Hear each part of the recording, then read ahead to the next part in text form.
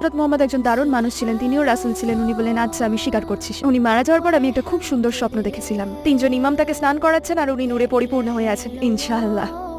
তখন আপনি ইংরেজি নিউজ চ্যানেলে কাজ করতেন, সেখানে কি হয়েছিল? তো প্রথম সকালে স্কাই নিউজে হিজাব পরে গেলাম, সেটা বেশ হাস্যকর ছিল, কারণ তারা খুব স্মার্ট কাস্টমার হওয়ার ট্রেনিং নিয়েছিল।